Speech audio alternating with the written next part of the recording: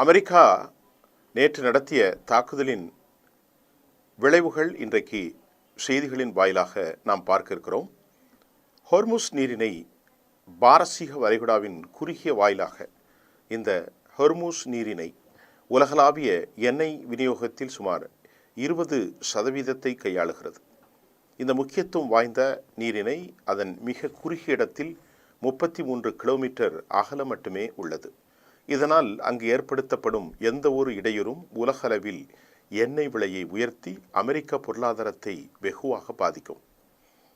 தாக்குதல் படகுகள் மற்றும் ஆயிரக்கணக்கான கடல் கன்னி வெடிகளை ஈரான் அங்கே வைத்திருக்கிறது. அவற்றின் மூலம் நீரிணையில் போக்குவரத்தை ஈரான் தற்காலிகமாக சீர்குலைத்தால் உலக அளவில் எண்ணெய் விநியோகம் மற்றும் வர்த்தகம் மிகப்பெரிய சிக்கலுக்கு உள்ளாகும்.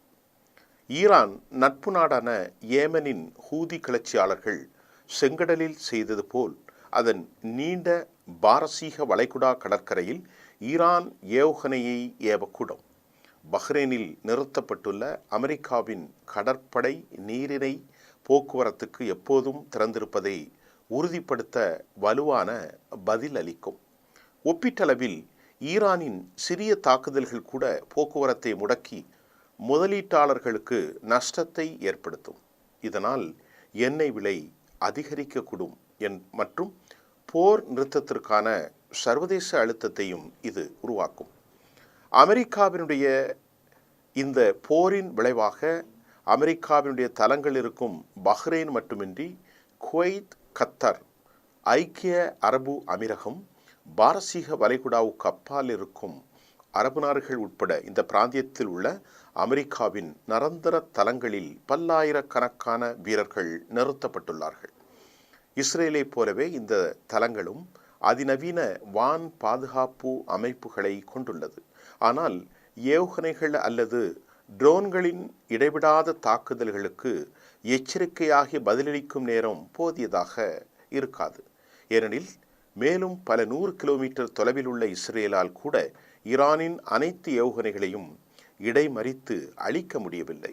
அமெரிக்காவுக்கு அதிக இழப்பை ஏற்படுத்தும் நோக்கத்தோடு அதன் நட்பு நாடுகளில் உள்ள முக்கிய எண்ணெய் மற்றும் எரிவாயு வசதிகளை தாக்கவும் ஈரான் ஒருவேளை முடிவெடுக்கலாம்.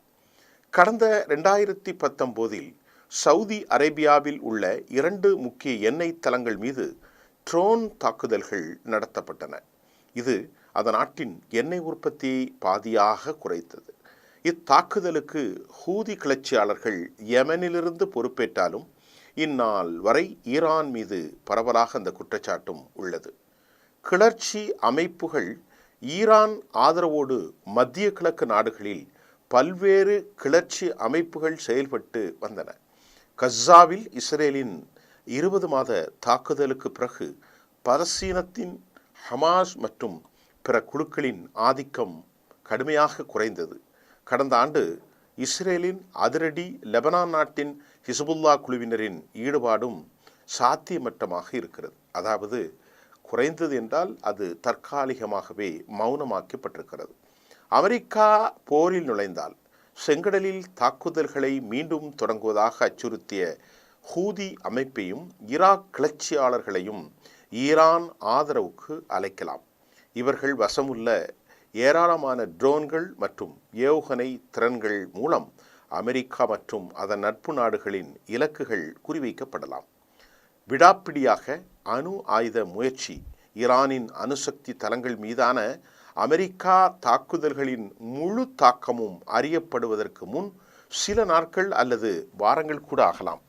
ஆனால் அமெரிக்கா மற்றும் இஸ்ரேலின் கூட்டு தாக்குதலால் கூட ஈரானின் ஆயுதத்தை உருவாக்கும் திறனை தாமதப்படுத்துமே தவிர முற்றிலுமாக தடுக்க முடியாது என்று நிபுணர்கள் நீண்ட காலமாகவே எச்சரித்து வருகிறார்கள்.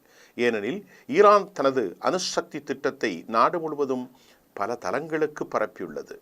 துல்லியமாக அந்த தளங்களை எக்காலத்திலும் யாராலும் அதை அமெரிக்காவாலும் கூட கண்டுபிடிக்க இயலாது என்பதே யதார்த்த நிலை.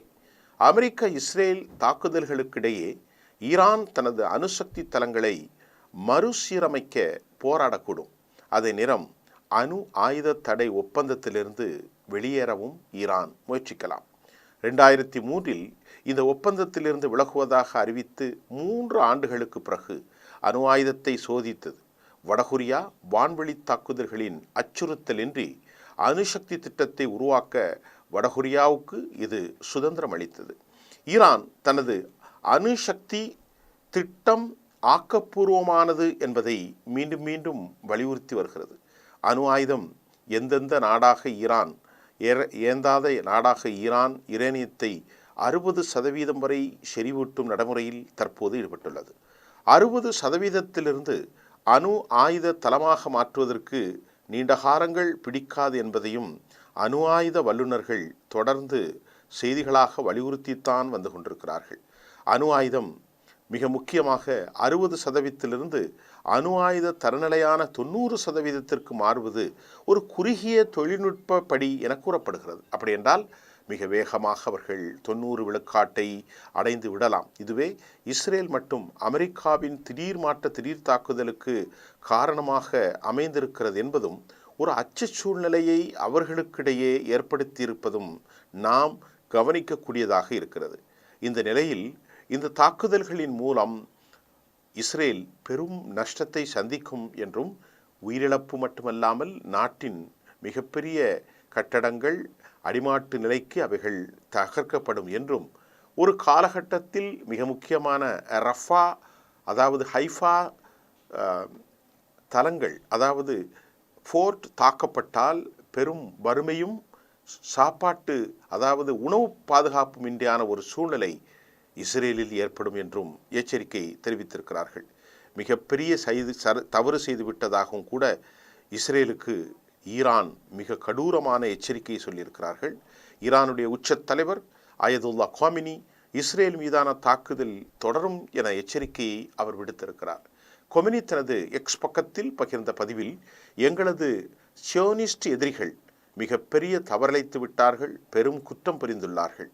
இஸ்ரேல் தண்டிக்கப்பட வேண்டிய நாடு, அதற்கு தண்டனை தொடர்கிறது என்றும் பதிவிட்டுள்ளார். ஆனால் அந்த எச்சரிக்கை பதிவில் அமெரிக்காவை பற்றி அவர் எதுவும் குறிப்பிடவில்லை.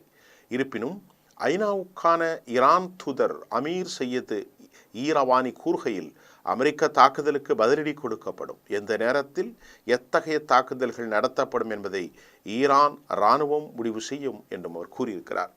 அமெரிக்க போர் விமானங்கள் நீர்மூழ்கி கப்பல்களிலிருந்து சரமறையான குண்டுகள் ஏவுகணைகளை வீசி நடத்தப்பட்ட தாக்குதலில் ஈரானின் 3 அணுசக்தி தளங்கள் முற்றிலுமாக அளிக்கப்பட்ட நிலையில் செய்த காமினி இந்த எச்சரிக்கை பதிவை பகிர்ந்துள்ளார். அணு ஆயுதங்கள் தயாரிப்பதற்கு ஈரானுடைய ஃபோர்டோ, நட்டான்ஸ், இஸ்பஹான் அணுசக்தி நிலையங்கள் யுரேனியம் செறிவூட்டப்பட்டு வந்தது. இந்த நிலையில்தான் அவற்றை அவர்கள் கவனமாக தாக்குதல் நடத்தியிருப்பதும் தற்போது உலகளாவிய மிக முக்கியமான ஒரு பிரச்சனையாக மாறி இருக்கிறது.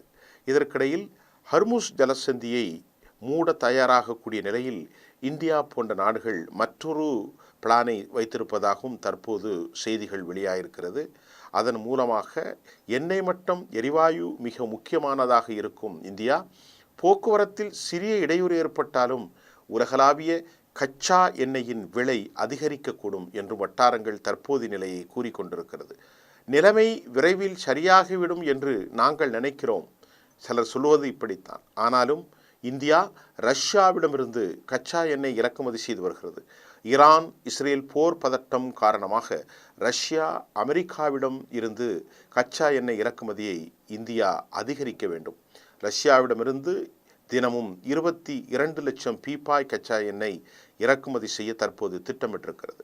ஹர்முஸ் ஜலசந்தி என்பது ஈரான் மற்றும் ஓமன், யுனைடெட் அரபு எமிரேட்ஸ் இடையே அமைந்திருக்கக்கூடிய ஒரு குறுகிய நீர்வழிப்பாதை. 33 கிலோமீட்டர் மட்டும்தான் இங்கே இருக்கிறது. இந்தியாவை பொறுத்தவரை 2 மில்லியன் பேரல்கள் ஒரு நாளைக்கு இந்த வழியாக கொண்டு செல்லப்படுகிறது. கிட்டத்தட்ட 20 லட்சம் பேரல்கள். எனினும் இந்தியா தனது கச்சா எண்ணெய் இறக்குமதிக்கு பல்வேறு வழிகளை கொண்டுள்ளது. இதனால் ஹர்முஸ் ஜலசந்தி மூடப்பட்டாலும் அவர்கள் ரஷ்யா மற்றும் அமெரிக்காவின் பிரேசிலிருந்து இறக்குமதி செய்யலாம் என்றும் மற்றொரு செய்தி தெரிவிக்கின்றது. மீண்டும் அடுத்த செய்தியில் சந்திப்போம். நன்றி.